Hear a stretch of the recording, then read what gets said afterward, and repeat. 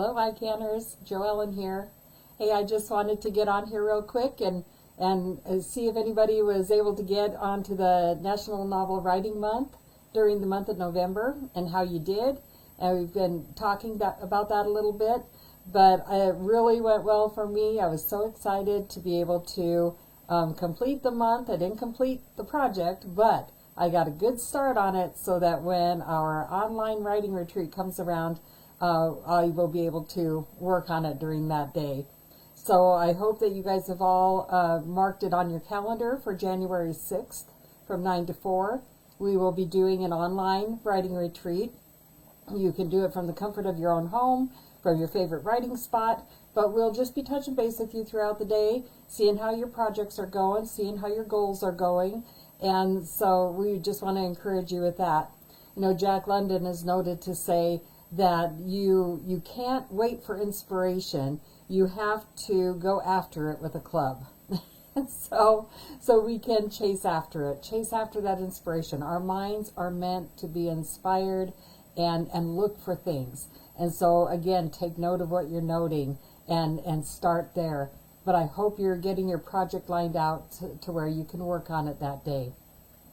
I've been sharing some quotes from some writers that I've been reading, Annie Dillard and Robert Benson. I've just fallen in love with their writing. Annie Dillard wrote The Writing Life. Robert Benson writes The Dancing on the Head of a Pen. And I've loved getting to know them as writers. But one thing that, you know, it's inspired me to write more. It's inspired me to read more. So think about that. One thing that Robert Benson talks about is how every writer should have a top shelf with all of their favorite books on it so that they can look down there at any time and be inspired. You know, so think about why you started writing. What authors inspired you to write? Put those books on your shelf. Have them at the ready. He shared the title, the author, and what he learned from each book that he fell in love with. And so I thought that was a neat little exercise to keep in mind, you know, to remind ourselves why we started writing. So then Robert Benson talks about the 3 hats he wears as a writer. And I just kind of got a kick out of it. He starts out as Beret Man. He wears a beret. He says it makes him feel like an artist. And Beret Man is just the first draft man. He doesn't look at any of his work. He's just spilling words out on paper.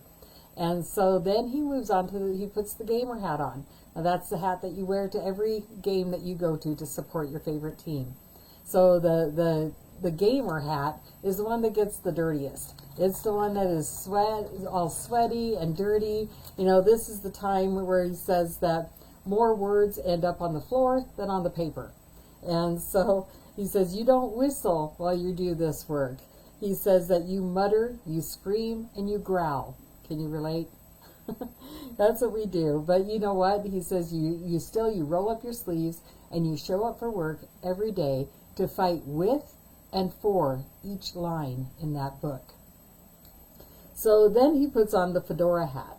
Okay, the fedora man is not allowed in the room at all when Beret Man is there, because he'll discourage Beret Man. He'll tell him it's not good enough at the very beginning, and so Beret Man might quit. He's not allowed in with the gamer. He's just going to get in the gamer's way. So Fedora Man comes in at the very end. He's supposed to be doing the research on the publishing part of it, and he comes in when it's all finished, and then he takes over. But, you know, it's really important to know which hat to wear at which point of the writing process you're in, because you don't want to get discouraged. Don't put the last hat on. Don't put the fedora hat on too soon and evaluate your work before it's ready to be evaluated. Okay, you need to know when to wear the appropriate hat. And so make sure that you are not going to talk yourself out of finishing. Okay, so many people, you don't understand, so many people talk themselves out of finishing. They've started a great work and a work that people need to read, but then they stop. And so don't be that person who stops. Get it done. You know how good it feels you know how good it feels when it's finished. That quote comes to mind that says, I hate writing, but I love having written. So make sure and get those words on the paper. Get ready. Prepare your project this month.